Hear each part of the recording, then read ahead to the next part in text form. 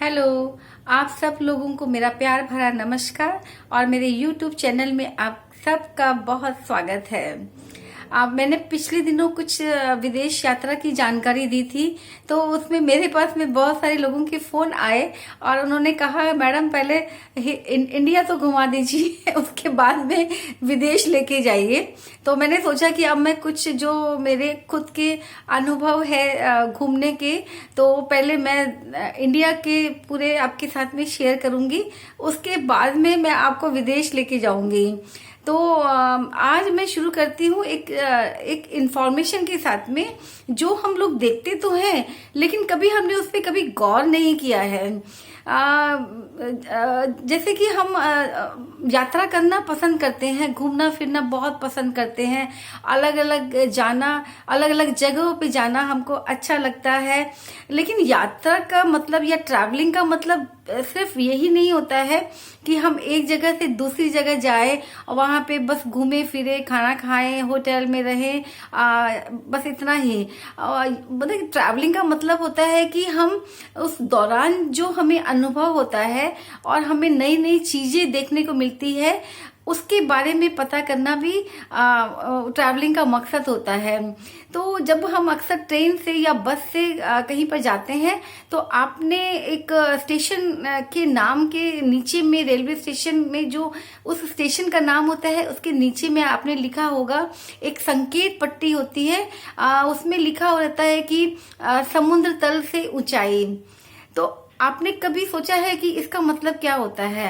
Actually में ये वैसे पैसेंजर्स के लिए या ट्रैवलर्स के लिए नहीं होता है, लेकिन हम लोगों को क्यूरियोसिटी तो होती ही है कि इसका रीजन क्या है, ये क्यों लिखा रहता है।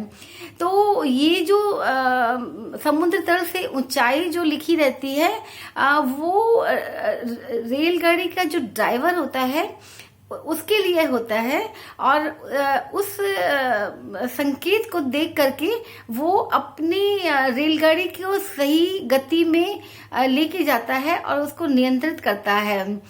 उसको अंदाजा हो जाता है कि ये ऊपर की तरफ जाने वाला है या फिर अभी ये पटरियां नीचे की तरफ आने वाली है। उसी हिसाब से वो अपना ब्रेक लगाता है या फिर पावर को सप्लाई करता है। पावर सप्लाई की कितनी जरूरत है उस पे ये डिपेंड करता है समुद्र तल से ऊंचाई। और अगर साथ ही संकेत बोर्ड के अनुसार अगर ट्रेन निचले स्थान की तरफ बढ़ रही है तो चालक फिक्शन निर्धारित करता है। इस प्रकार जानकारी के आधार पर इन नियमों का पालन करते हुए जो ड्राइवर होता है ट्रेन का, वो यात्रियों की, मतलब पैसेंजर की, हम लोगों की सुरक्षा का ध्यान रखता है। और साथ में मैं आपको ये भी बता दूं कि ये जो समुद्र तल की जो ऊंचाई होती है, ये इसलिए मापी जाती है क्योंकि समुद्र तल का जो नाप होता है वो पे हर जगह पे एक जैसा ही होता है। तो ठीक है, आज मैंने ट्रैवलिंग संबंधी मैंने एक इंफॉर्मेशन आपको दिया है। कल फिर एक और वीडियो बनाऊंगी।